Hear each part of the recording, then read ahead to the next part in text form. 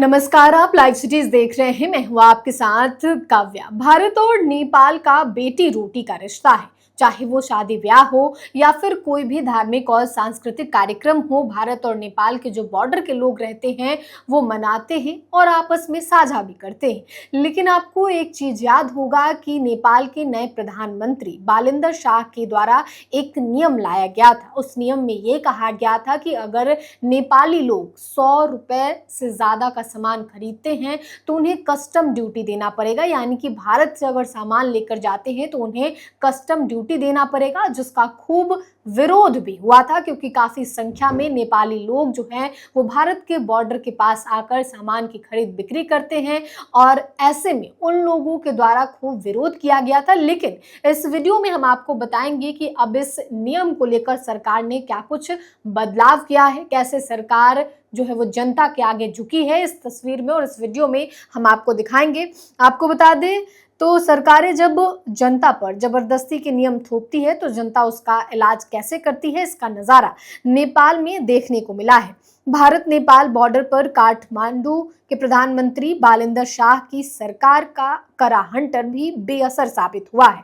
नेपाल सरकार ने सोचा था कि कस्टम ड्यूटी का डर दिखाकर वो अपने लोगों को भारत जाकर शॉपिंग करने से रोक लेगी, लेकिन जनता ने इस पाबंदी की ऐसी धज्जियां उड़ाई है कि कई बड़े रिकॉर्ड टूट गए हैं। आपको बता दें तो नेपाल के नेशनल स्ट्रैटेजिक्स ऑफिस NSO के लेटेस्ट सर्वे में एक ऐसा सच सामने आया है जिसने बॉर्डर पर पाबंदी लगाने वालों के होश उड़ा दिए हैं। आपको बता दें तो नेपाल से बाहर जाने वाले टूरिज्म की मुख्य वजह सीमा पर शॉपिंग, खासकर नेपाल भारत सीमा के पास से, यह बात नेपाल के नेशनल स्टैटिस्टिक्स ऑफिस के एक सर्वे से सामने आई है। सरकार की स्टैटिक्स एजेंसी ने घरेलू पर्यटन सर्वे के तहत नेपाल के लोगों के विदेश यात्राओं का भी अध्ययन किया है। यह सर्वे 16 अक्टूबर 2024 से 15 अक्टूबर 2025 के बीच किया गया है ताकि पूरे साल के अलग अलग मौसम में यात्रा के रुझानों का पता चल सके। सर्वे के मुताबिक इस अवधि में नेपाली लोगों ने विदेशों की 41 लाख से ज्यादा यात्राएं की हैं। इनमें 35 लाख एक ही दिन में जाकर लौट आने वालों लोगों की लिस्ट है, जबकि 6.22 लाख यात्राएं ऐसी थी जिनमें कम से कम एक रात बाहर रुका गया।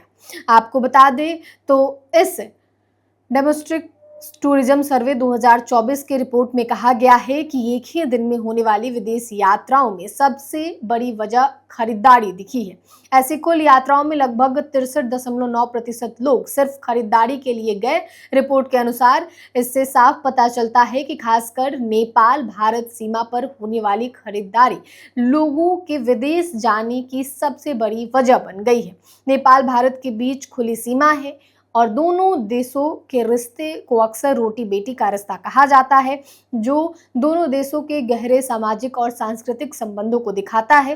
रोजगार हो, शादी ब्याह हो, पारिवारिक रिश्ते के अलावे तमाम व्यापार को लेकर भी लोग अक्सर नेपाल और नेपाल के लोग भारत आते रहते हैं। और ऐसे में जब प्रधानमंत्री बालेंद्र शाह की सरकार ने ये नियम लागू करने की कोशिश की थी कि भारत से 100 NPR यानी कि नेपाली रुपए से ज्यादा कीमत का सामान लाने पर कस्टम ड्यूटी देनी होगी, तो सीमा क्षेत्रों के लोगों और भारतीय व्यापारियों ने इसका विरोध किया था। बाद में नेपाल के सुप्रीम कोर्ट के हस्तक्षेप के बाद सरकार यह फैसला फिलहाल रोक दी। लेकिन रिपोर्ट के अनुसार जो रिपोर्ट निकल के सामने आए हैं उसमें हमने आपको बताया है कि किस तरीके से जो सर्वे निकल के सामने आया है। उस सर्वे में कहा गया है कि लगभग जो यात्री हैं वो ज्यादातर शॉपिंग करने गए हैं। आपको बता दें तो सर्वे के मुताबिक 41 लाख से ज्यादा यात्राएं लोगों ने की है। इनमें 35 लाख एक ही दिन में जाकर लौटने वालों की संख्या है, यानी कि एक दिन गए शॉपिंग करने के लिए। अगर आप शॉपिंग करने के लिए जाते हैं तो शॉपिंग करने गए और फिर वहां से आ गए।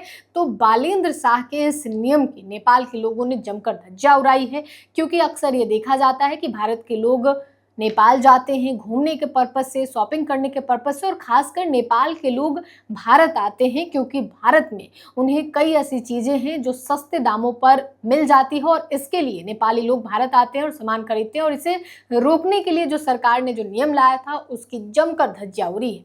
फिलहाल के लिए इतना ही। साथ ही चैनल को सब्सक्राइब करें, फेसबुक पेज को लाइक करें। वीडियो देखने के लिए आपका धन्यवाद।